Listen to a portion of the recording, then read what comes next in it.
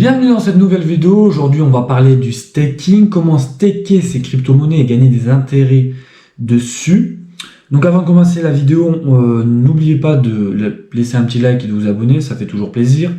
Et en description, il y a mon groupe Telegram, un groupe d'entraide où je balance plein d'informations et de valeurs.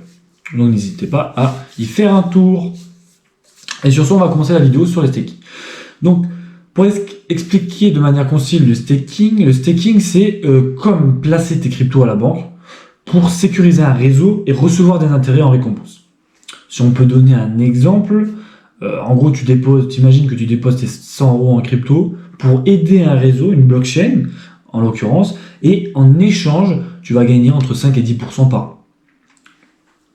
Donc, avant d'expliquer les avantages du staking, il y a deux types de façons et de pourquoi vous allez gagner des intérêts sur les cryptos que vous allez staker. Alors, on a deux types de réseaux, on va voir les Proof of Work et les Proof of Stake. C'est les deux façons, entre guillemets, de valider les transactions sur des blockchains. Le Proof of Work, c'est le réseau Bitcoin.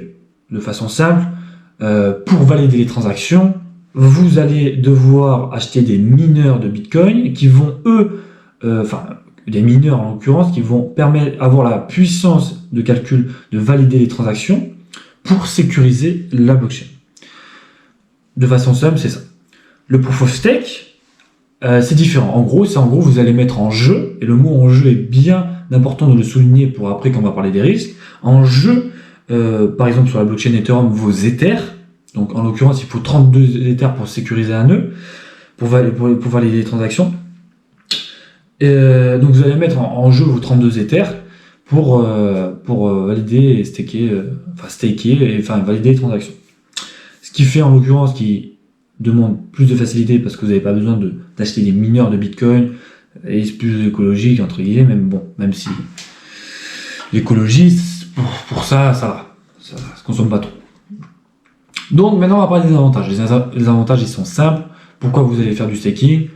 Revenu passif, vous gagnez des cryptos sans effort, soutien du réseau, vous aidez à sécuriser et valider les transactions sur la blockchain, et c'est accessible, comme j'ai dit tout à l'heure, vous n'avez pas besoin de matériel comparé à un réseau comme Bitcoin où c'est du Proof of Work, où il faut des mineurs physiques d'une puissance de calcul qui vont pour valider les transactions. Donc c'est beaucoup plus accessible à tout le monde. Donc vous avez aussi différents types de staking. Vous avez du staking direct, donc là c'est depuis un wallet personnel, donc exemple Ethereum, Cardano, etc. Vous avez du staking via exchange, donc l'utilisation de plateformes d'échange comme Binance, Kraken ou Bitget, où vous avez une interface qui est beaucoup plus simplifiée. Vous leur donnez vos cryptos, en l'occurrence où vous pouvez avoir un intérêt dessus, ils vont les staker à votre place, ils vont vous chercher l'intérêt à votre place, prendre une petite com au passage bien sûr, et vous redonner l'intérêt de façon simple et sans que vous ayez grand chose à faire. Vous avez aussi deux autres types de staking, c'est le staking flexible et bloqué.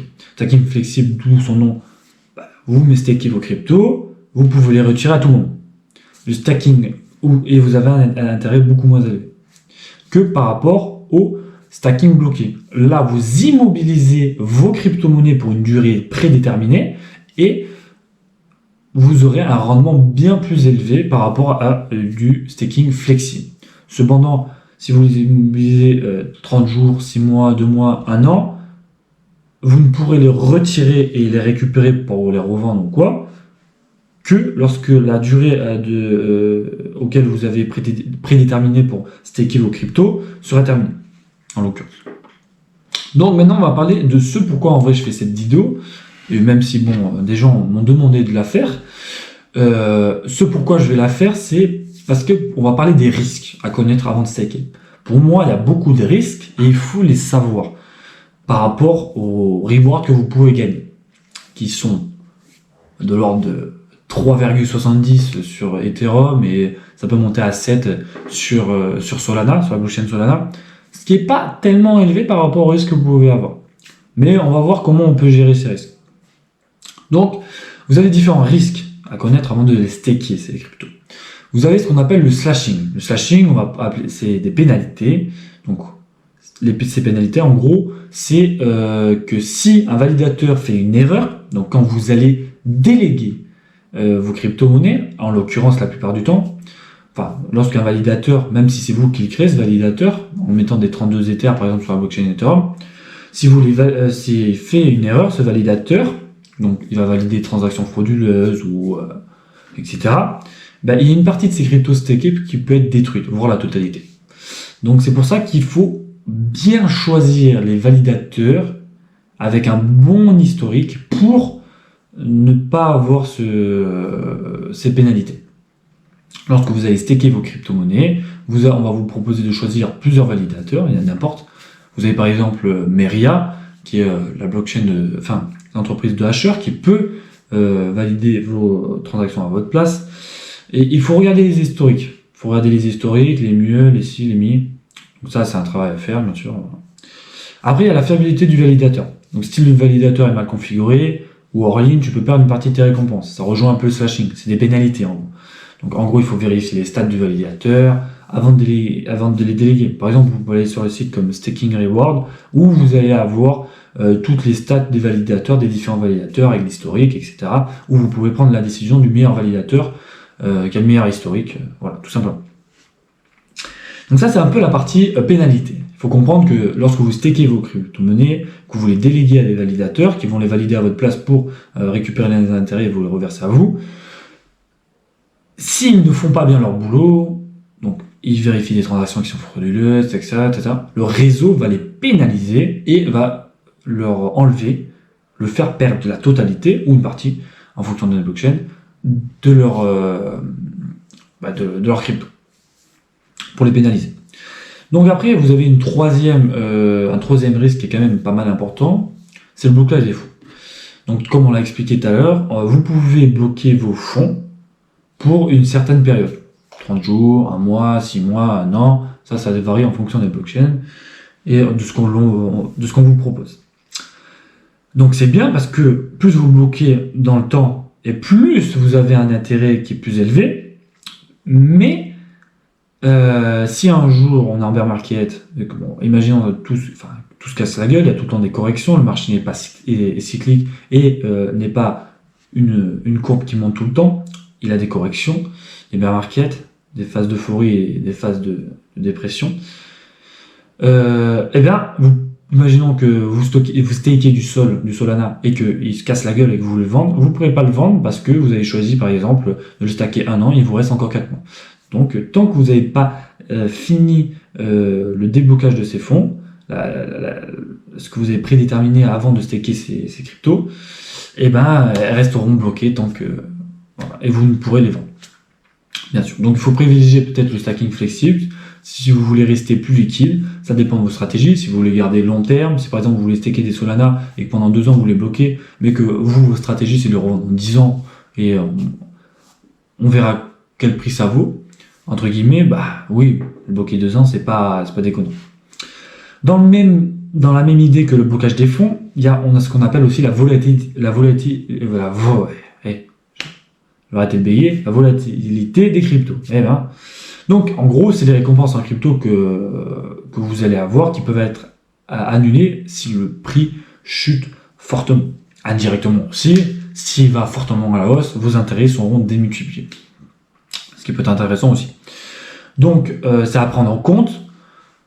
Si c'est du long terme, 1, 2, 3, 5, 6 ans, et que vous choisissez une bonne crypto, entre guillemets, du Solana, d'Ether ou autre, qui est voué à rester un peu dans le temps, même si il faut bien prendre en compte qu'il y a Bitcoin et les altcoins, que c'est bien différent, donc ça pas tout le sujet d'une autre vidéo. Mais bon, il faut comprendre que voilà, c'est volatile, ça reste de la crypto-monnaie, il y a de plus en plus de gens qui rentrent, donc ça va, mais ça reste très volatile. Donc staker des cryptos solides avec une vision long terme, des grosses market cap, pense à Solana, Ether, etc., DOT, Polkadot, etc. Et après, vous avez aussi un autre risque, c'est le frais des providers. Donc les providers, en gros, pour se faire simple, c'est les gens qui vont déléguer, valider les transactions. Eux, ils vont vous prélever des commissions. Voilà, tout simplement, c'est des frais. Vous allez avoir des frais, et ça, il faut comparer les frais avant de les staker. Vous pouvez avoir des frais plus ou moins importants en fonction des validateurs. Donc ça, c'est le même travail à faire que quand vous choisissez votre validateur ou à qui vous déléguez vos crypto-monnaies, choisissez qui a un bon historique, qui fait bien son boulot avec les stats sur Staking Reward ou sur d'autres sites où vous pouvez comparer les frais, les si, les mi et ça. Ça, c'est à vous de le faire si vous voulez le faire. Bon, après, vous avez plusieurs exemples de blockchain populaires que vous pouvez pour staker. Vous avez Ethereum, comme j'ai dit, Solana, Polkadot, Cardano, etc. Ça, c'est à vous de choisir ce que vous préférez, la crypto la plus solide, et ce que vous kiffez, tu vois. Moi, j'ai une préférence pour Solana. Polkadot, c'est pas mal aussi, mais bon, Solana, ça reste le mieux quand même. Ça dépend des gens, après, ça dépend de la vision long terme que vous avez et de la stratégie que vous voulez avoir sur du staking. Donc après, bon, les étapes pour débuter dans le staking, c'est assez simple. Si vous choisissez une crypto, une blockchain, on peut prendre l'exemple de Solana, donc Sol. Vous privilégiez des cryptos solides, donc comme Solana, on privilégie ces cryptos. On sélectionne un portefeuille, donc personnel, ça peut être du Ledger ou autre, un exchange, Binance, Kraken. Vous configurez le stacking, donc la durée, est-ce que c'est 1 mois, 1 an, 2 ans, le validateur, vous le sélectionnez, est-ce que c'est, je sais pas, Meria, est-ce que c'est ce validateur, est-ce que c'est... bon, il y en a plein, quoi. Et après, ben, vous avez juste à suivre vos performances, c'est tout. Hein. À bien normalement choisir la bonne stratégie, la configurer, avoir un plan, et puis voilà. C'est tout. Donc, voilà. En conclusion, on pourrait dire pourquoi, en gros, le stacking, c'est une opportunité. Mais pour moi, ça reste quand même pas mal de risques. Bon, si vous choisissez bien votre validateur sans être trop pessimiste, en vrai, vous n'aurez pas de problème. Mais avec les risques que j'ai déjà cités, que ce soit pénalité pour les validateurs ou pour ceux à qui vous déléguez vos cryptos, pour les staker, il y a pas à avoir des pénalités s'ils font mal leur travail. D'ailleurs, une pénalité que je viens de repenser maintenant, c'est que si... vous me direz pourquoi eux, ils sont voués à avoir ces pénalités. Pourquoi ? Parce que, imaginons, un hacker rentre, je sais pas, prend le contrôle, hack Ethereum et leur dit...